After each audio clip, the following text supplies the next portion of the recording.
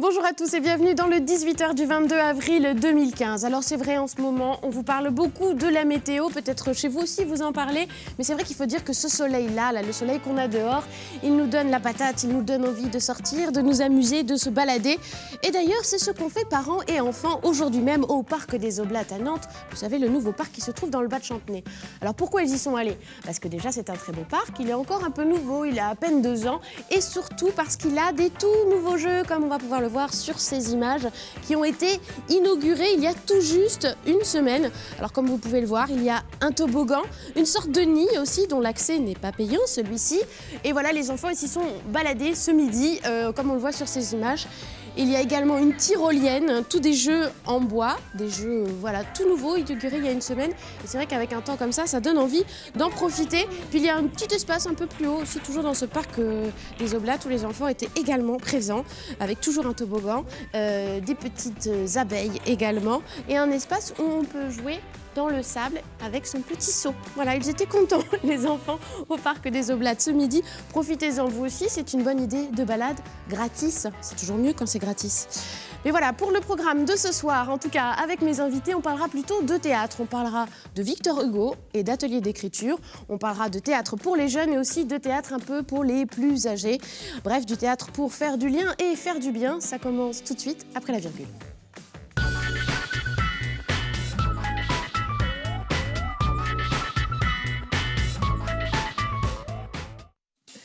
Et j'accueille tout de suite mes premières invitées, Sarah Viennot qui est comédienne et Christelle Odèche qui est la coordinatrice du 10. Bonsoir. Bonsoir. Et merci d'être avec nous. On parle d'une pièce qui va être donnée ce dimanche 26 avril à 15h30. Ce sera au 10, ce sera chez vous, dans le quartier de Chantenay, pour voir Ruy Blas. Alors Ruy Blas, tout le monde connaît où à peu près. Moi j'avoue que je suis passée à côté dans mon parcours scolaire, mais c'est un classique de Victor Hugo, un héros romantique de la fin du XVIIe siècle en Espagne, qui veut à la fois dénoncer l'oligarchie en place et conquérir le cœur de la reine. J'ai bien résumé? Absolument. Ça va. Et cette pièce, la spécificité, c'est qu'elle est jouée par des ados de 11 à 15 ans. Elle sera jouée donc ce dimanche. Alors la première question, c'est comment il est né ce projet? Parce qu'il y a plusieurs personnes qui sont impliquées, des comédiennes encadrantes comme vous, les collèges aussi du quartier, le collectif du 10. Comment vous avez eu l'idée de monter ce projet-là? Alors en fait, c'est parti de Christelle Levenès, l'autre comédienne qui est intervenante avec moi sur le projet, et donc de moi-même. Christelle, elle monte depuis plusieurs années des ateliers dans le quartier Chantenay-Bellevue-Sainte-Anne. Et moi, j'étais intervenue pour monter une pièce annuelle avec des ados au collectif 10. Et puis, on avait envie ça avait bien fonctionné. On s'était dit, tiens, on aimerait bien reproduire, de travailler avec des ados, mais sur une période plus resserrée, faire un stage, et puis que ce stage soit accessible à tout le monde. Parce qu'on va le réexpliquer plus en détail, mais c'est ça que en fait, les ados sont en train de répéter cette semaine, pendant les vacances scolaires, et le spectacle va être donné dimanche. Oui. C'était ça le principe, ça va être sur un temps sur une très semaine. court. Voilà. Intense. Alors ça se passe au 10, et puis c'est pas anodin aussi, parce que c'est un lieu qui commence à faire un peu son trou dans le quartier Chantenay, où il se passe plusieurs choses. On vous avait déjà reçu pour un festival à destination du jeune public, du très jeune public. Il se passe également des soirées documentaires, enfin énormément de choses. Vous, c'était aussi tout naturel de vous mettre dans la boucle? Oui, c'était complètement naturel, puisqu'en fait, Christelle, dont on parlait, qui est un peu l'initiative de ce projet-là... Voilà, qui aurait pu être là, il y avait une place à côté. Mais bon. Et oui, mais qui est en train de travailler, justement. Voilà. Fait partie du collectif et du coup, fait partie aussi de ces personnes qui animent le 10, que ce soit en termes de spectacle ou en termes d'animation sur les quartiers, puisque le 10, c'est une maison de quartier, avec une salle de spectacle à l'intérieur. Voilà, particulièrement active. Oui, particulièrement actif parce que sur une saison, on organise entre 50 et 60 événements. Alors très variés, on est vraiment dans des choses différentes, beaucoup de théâtre, pas mal de concerts aussi, des projections. Enfin voilà, je pense qu'on essaie de faire en sorte qu'il y en ait pour tous les publics, tous les âges. Et oui, que ce soit connu de tous les habitants aussi, que tous les habitants connaissent le lieu et s'en servent. Bah oui, parce que ça, c'est dans notre mission de maison de quartier, dans un premier temps. Puis après, vraiment, la programmation culturelle qu'on met en place, c'est le moyen qu'on a trouvé et qu'on aime pour faire en sorte que les habitants créent du lien entre eux. Alors on parle des habitants du quartier, mais pas que, puisque c'est quand même une salle qui résonne maintenant sur la ville et puis un petit peu sur l'agglomération aussi. Et sur les plateaux télé ce soir, en tout cas. La pièce que vous avez choisi de faire jouer à ces ados, je le disais, c'est un classique, Ruy Blas, Victor Hugo. C'est une pièce qui, à la base, est en 5 actes en alexandrin. On se dit, ils n'ont pas choisi la facilité, quand même, pour s'adresser en plus à ce public-là. Comment il est né ce choix de texte et puis comment vous l'avez un peu amendé aussi? Alors, en fait, moi, quand j'ai lu cette pièce-là, j'ai dit, mais c'est génial. C'est écrit il y a super longtemps, enfin, 19e, c'est pas si long non plus, mais il y a de tout. C'est comme une série télé, il y a de tout. Il y a de l'action, il y a de l'émotion, il y a de la réflexion. Il fallait le regard quand même d'une experte comme vous pour y déceler la parenté avec une série télé, quoi. Je sais pas. Mais en tout cas, j'ai trouvé ça très contemporain. C'est vrai, et en le lisant, c'est le style est aussi... c'est plein de panache, c'est plein d'arrogance, c'est plein d'insolence, c'est plein d'humour. Et puis en même temps, ça raconte des choses fortes et qui continuent de parler aussi aujourd'hui sur... voilà, c'est quand même un valet qui devient ministre, qui tombe amoureux d'une reine.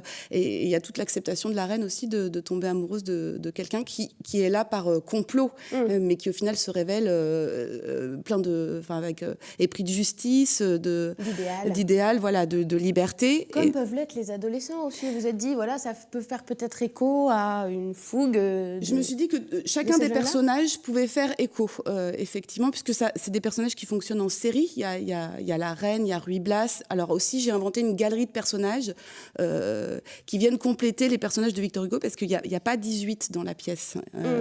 Donc voilà, on a inventé du coup une Carmen Blas, qui est la sœur de Ruy Blas, et puis Don César de Bazan, qui est le cousin de Don Salluste. Lui, il se retrouve avec toute une bande de hors-la-loi.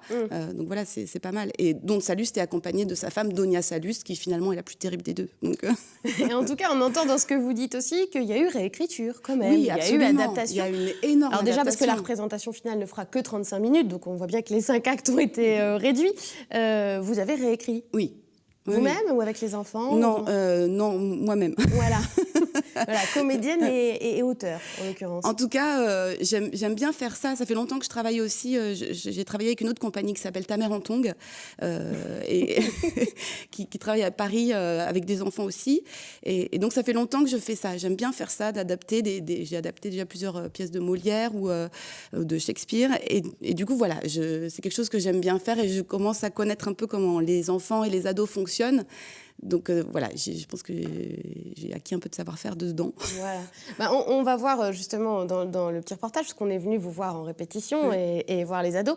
D'ailleurs, une petite chose, on vous dit ados, c'est fait exprès, plutôt que de dire des jeunes, c'est écrit joué par 18 ados.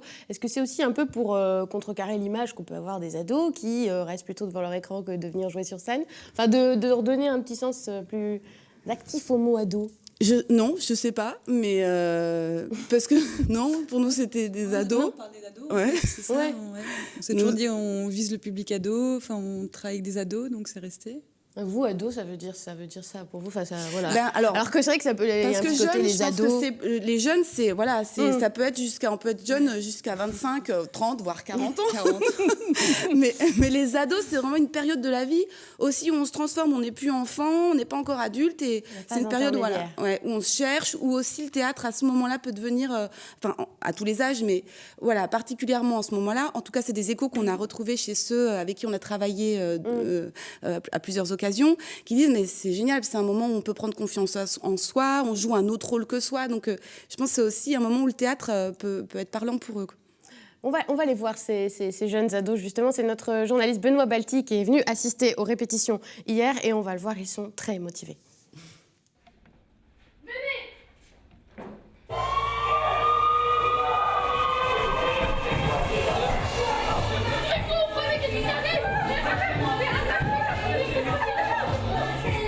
Je joue un des bandits de la bande Don César. Moi, je fais Carmen Blas, la sœur de Ruy Blas. Je joue le rôle de Gudiel. J'étais grande d'Espagne. Vas-y. Moi aussi avant, j'étais grande d'Espagne. Pas moi aussi avant. J'étais grande d'Espagne. J'étais grande d'Espagne. Et franchement... Avant d'être Zafari. Vas-y encore. J'étais grande d'Espagne. Avant d'être Zafari. J'avais déjà fait l'année dernière, j'ai déjà fait ce stage d'une semaine. Et avant, j'avais dû faire 3 ans de théâtre. avec quelques scènes.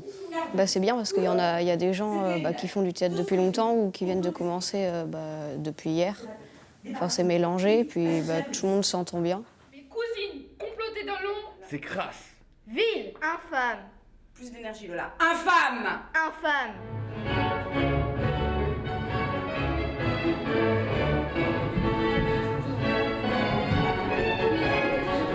Depuis 6 mois se donnent ces arrêts partout. Mais c'est à cause de vous. Reste là, reste là.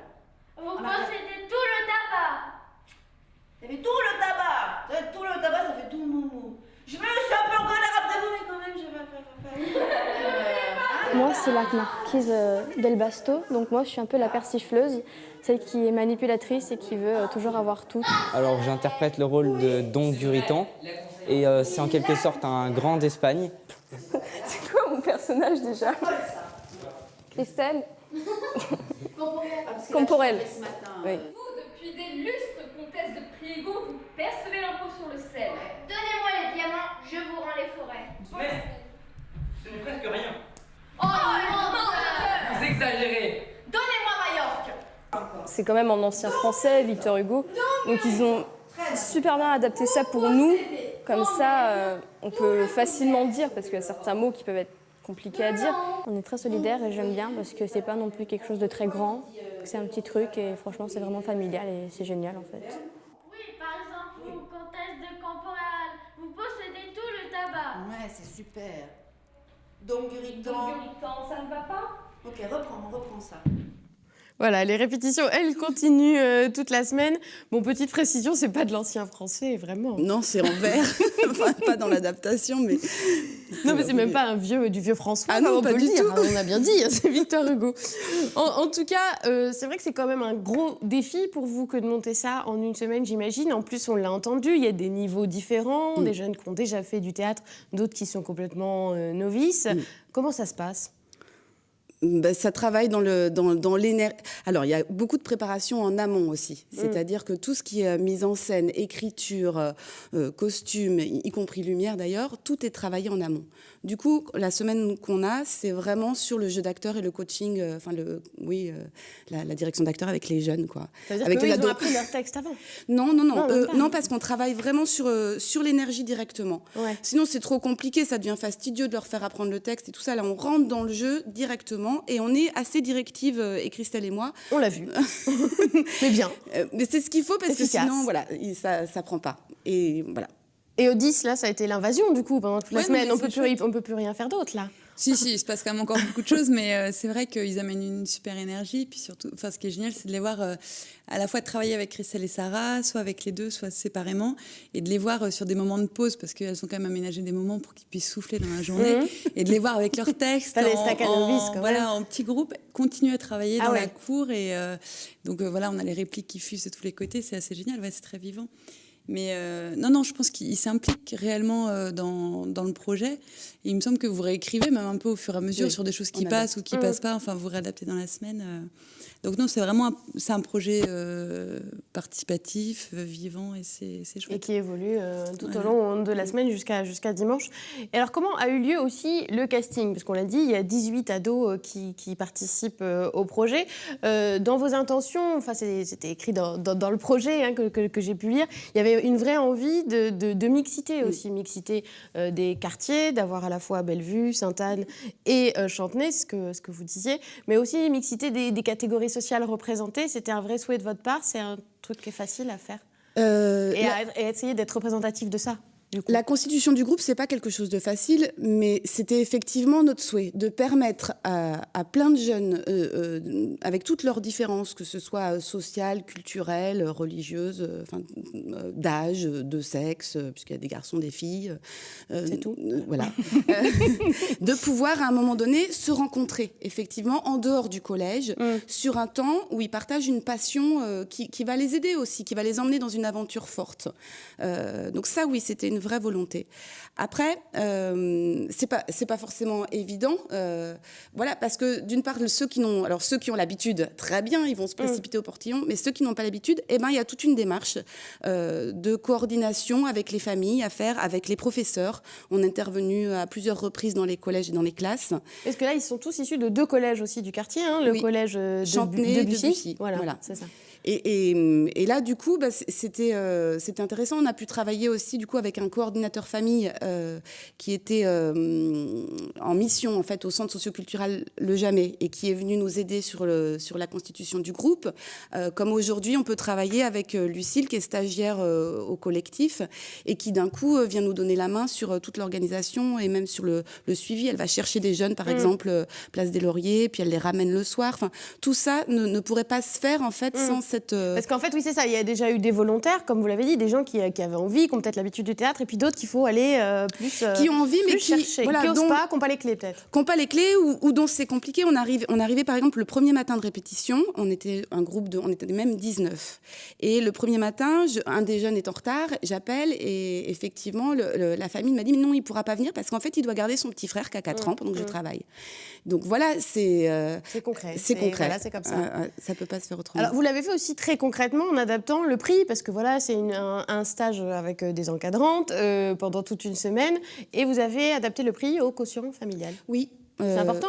Oui, c'est important. Mais alors, ça a pu se faire aussi parce qu'on est soutenu par la ville de Nantes, qui soutient ce projet depuis... Enfin, là, c'est la 2e année. On a déjà fait une édition. Ouais. C'est le développement culturel, la direction du développement culturel qui soutient activement ce projet. Oui, et de l'éducation et de la jeunesse oui, aussi. c'est vrai. Ils sont tous là.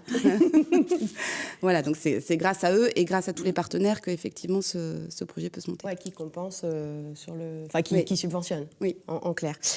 Aujourd'hui, la mission, c'est de mobiliser pour la représentation aussi. Dimanche. Moi, je parle de dimanche, parce qu'il y en a aussi lundi, mais c'est plus pour les partenaires, les collèges. Voilà. Donc là, pour le public qui nous regarde et qui aurait envie d'y aller, c'est dimanche à 15h30 au 10. Prix entrée libre ? Entrée libre, voilà. Voilà, 35 minutes de représentation, donc c'est pas du théâtre qui dure très longtemps. C'est ça. bien aussi, c'est pour ceux à qui ça peut faire peur. Et puis voilà, tout le quartier est bienvenu et au-delà. Bien sûr, évidemment. On attend du monde. Pour aller voir donc ce Ribla de Victor Hugo par 18 ados hyper motivés, comme on l'a vu. Merci beaucoup d'être venu sur notre plateau pour nous en parler. Et puis on vous garde aussi parce qu'on va continuer à parler théâtre avec notre invité qui arrive, qui lui a monté une pièce de théâtre sur la vieillesse, un regard sur la vieillesse. Donc voilà, hop, intergénération, on continue à parler théâtre sur ce plateau.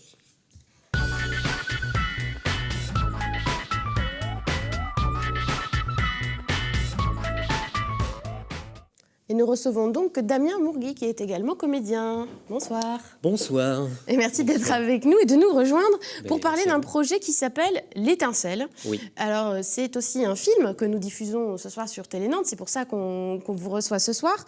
Et c'est également une expérience de théâtre qui remonte à déjà l'année dernière.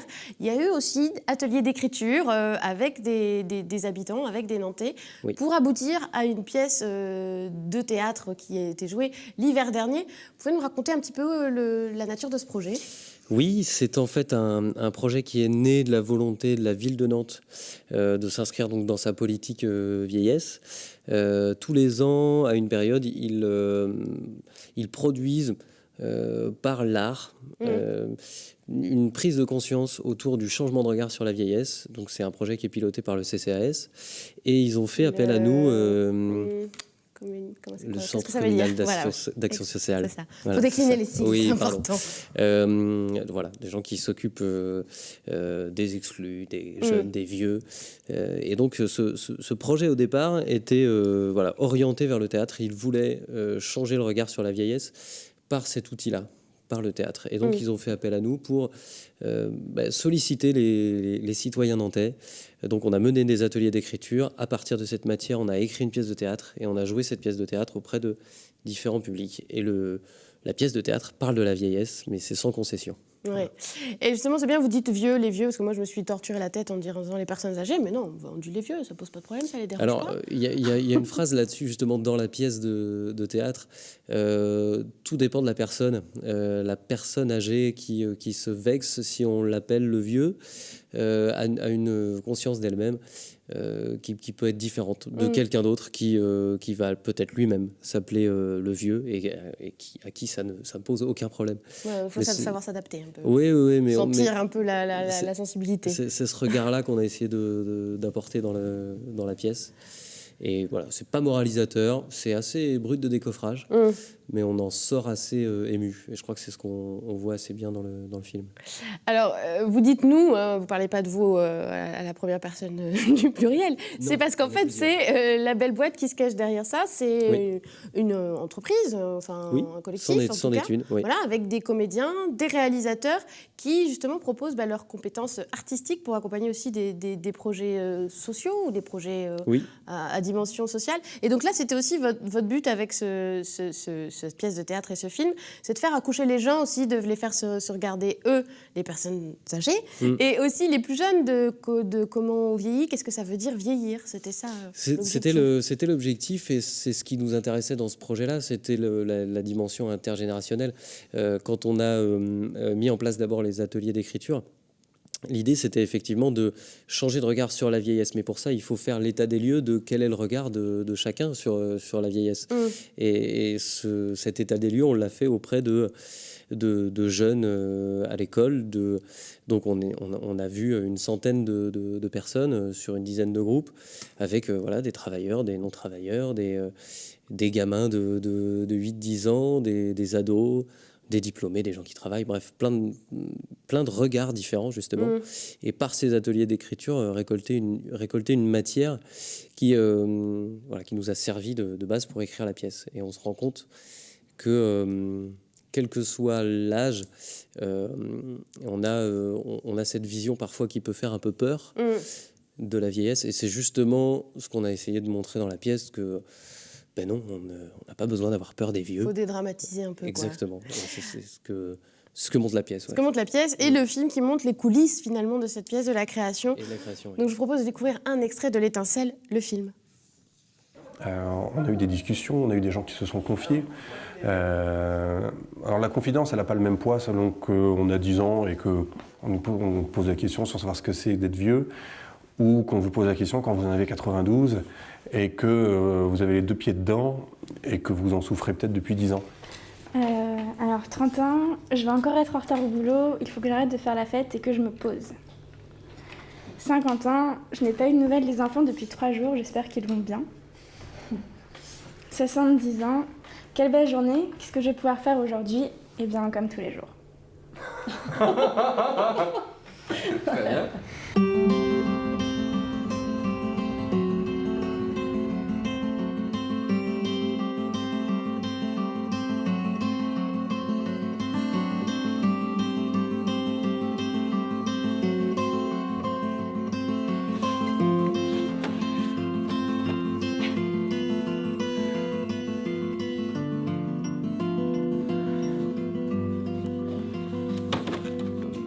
C'est quoi votre coup de vieux? Et j'ai posé la question à des gens qui avaient 16-17 ans et ils avaient déjà des coups de vieux. Ouais. Et du coup, moi j'aime bien le côté de justement celui qui vieillit et qui s'approche de la mort. Là, clairement, c'est toi, d'autant plus pendant ces scènes-là. Et que du coup, quelqu'un de très dynamique dise je vieillis, je trouve que ça apporte une profondeur au vieillissement, tu vois, autre que les cheveux blancs et je sais pas quoi. On vieillit depuis qu'on est né, entre guillemets, quoi. Voilà, les coulisses de fabrication de la pièce L'Étincelle, jouée par des comédiens professionnels, écrite par tout un tas d'habitants, mais jouée par des comédiens professionnels. Donc on le diffuse, ce petit film de 10 minutes, ce soir à 19h15 sur Télé Nantes. Il nous reste très peu de temps, mais j'avais envie de vous demander un petit peu à tous les trois si on n'en attend pas trop du théâtre aussi, parce que c'est ce qui ressort. On veut faire du lien entre différents habitants, des habitants de différents quartiers. On veut changer le regard sur la vieillesse. On en attend beaucoup de vous. Est-ce que c'est pas aussi parce que là où la politique n'y arrive plus? Non, je pense que c'est surtout que c'est un espace d'expression qui est précieux, qui est utile, qui rassemble les gens. Et c'est un moyen idéal pour créer du lien aujourd'hui. Et ça, c'est essentiel. Alors, moi, je ne suis pas comédienne, je ne suis pas metteur en scène, mais c'est ce que je vois. Enfin, de mon point de vue de coordinatrice dans une maison de quartier, ça reste une expérience vivante à plusieurs et qui permet de faire passer des messages intéressants. Ça ne vous met pas, vous, la pression? Quand même. Non, je trouve que ce ça... genre d'attente. Non, moi je suis comédienne aussi, donc le théâtre c'est mon outil et ouais, je trouve que c'est un espace en dehors du quotidien qui est un espace de liberté formidable. Et non, je trouve que c'est quelque chose. Enfin, je ne sais pas ce que les gens attendent du théâtre, mais en tout cas, ça, en tant que tel, c'est un espace de liberté. Que je trouve absolument nécessaire aujourd'hui. Voilà, c'est bien la preuve que tous les gens qui en font et qui travaillent dans le spectacle aussi essayent de le défendre contre vents et marées parfois. Il reste juste une minute. Alors Damien, ce que vous en pensez, parce qu'on a beaucoup parlé de la ville de Nantes qui aussi participe aux différents projets qu'on a abordés. Ils attendent aussi des comédiens un rôle comme ça, social, de lien social. Oui, je crois que c'est attendu par les institutions en général, et c'est pour ça que c'était très orienté atelier d'écriture, justement, pour faire en sorte qu'il y ait un maximum de gens qui s'expriment sur ce sujet-là. Maintenant, c'est pas parce qu'on a une attente, voire une commande de la ville de Nantes qu'on fait des concessions ou qu'on réoriente notre propos. La pièce, elle s'est servie de la matière, mais c'est un dramaturge, auteur, Léo Bossavi, qui a fait un super boulot là-dessus, qui a écrit et qui a apporté sa vision sur le théâtre. Et je pense que les spectateurs en ressortent assez émus. Et rien que pour ça, c'est utile. Donc, voilà. Bon, le débat est lancé, vous pouvez le continuer chez vous. En tout cas, on vous invite à regarder L'Étincelle ce soir sur Télé Nantes et aller voir Ruy Blas dimanche au 10. Merci beaucoup d'avoir été avec nous. Merci.